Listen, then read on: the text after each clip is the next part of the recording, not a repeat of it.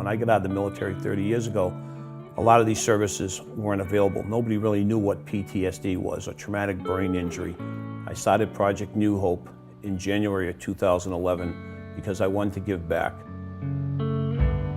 My eldest daughter, Erica, was good friends with Tracy Valancourt's son, Brian Moquin. Brian was my only child. He was very funny, artistic, very active.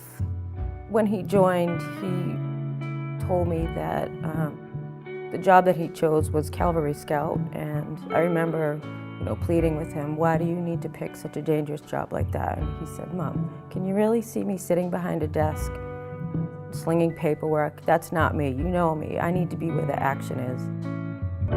The last time I saw Brian was Christmas of 2005 when he came home on leave.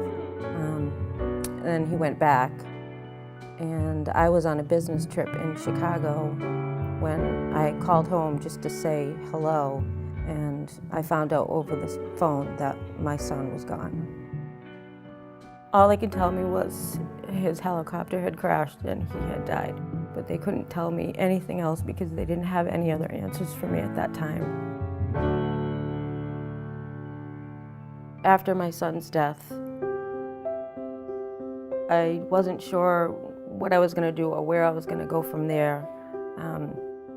But I know that I wanted to do something to give back. I went down to see Tracy and I told her that I wanted to start Project New Hope to offer free weekend retreats. As soon as he said hope and the title Project New Hope, I knew I wanted to be involved. We offer free weekend retreats to combat veterans and their families to provide resources. And we have done retreats, free weekend retreats for traumatic brain injury veterans, for veterans with post-traumatic stress disorder, veterans that have suffered military sexual trauma. We also have a lot of fun things. It's not all about the pain and the suffering that they're going through. We also offer a lot of fun, holistic activities, boating. Just seeing the smile on their face and seeing a husband and wife reconnecting and saying, there is hope, and seeing the children connect and saying, there's resources out there for us.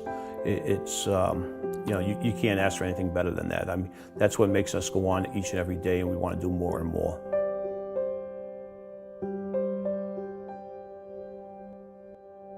I've lost more friends from suicide and death post-war than I did in the war, in 36 months of combat.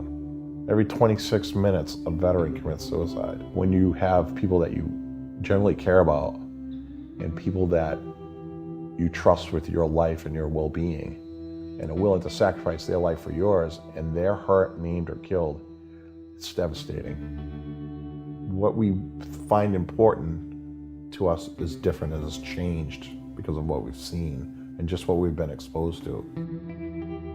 With PTSD, and it was a slow process, it was almost like ice melting. One of the symptoms is that you don't think anybody cares. It's one of those disorders where you become it. It's everything about you. It affects every minute of your day. It's like carrying around a 150-pound cinder block on your back. I came back to civilian life, and like most people, life has bumps in the roads. Life just started to cause that big iceberg to rapidly melt. Became estranged from my wife. My kids were afraid of me, and she asked for a divorce. That turned a blowtorch to the iceberg. My plan was to go back to Afghanistan and to jump on a grenade or get killed, because I didn't want my kids, I wanted to kill myself, but I didn't want my kids to think I was a coward. Still not knowing that it was quite PTSD, but Bill Moore had been watching me.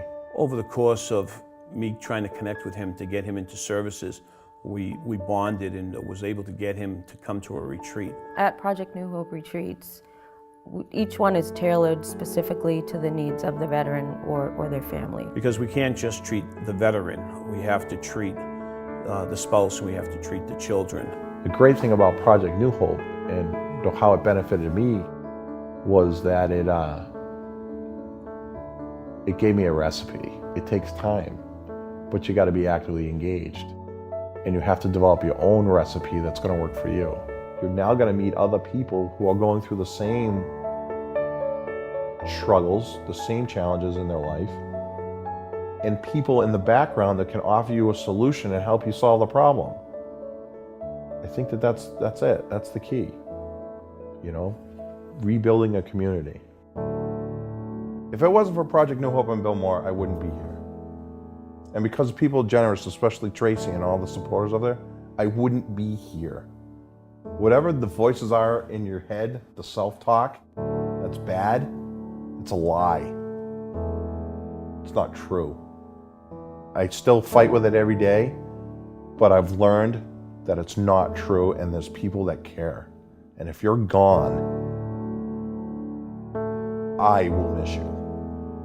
Because when you end up being a line item in a newspaper and I have to ride my motorcycle to your funeral, I am crushed because I failed. And reach out, call, because we're here. We're waiting for you to come to us, but we don't know where you are.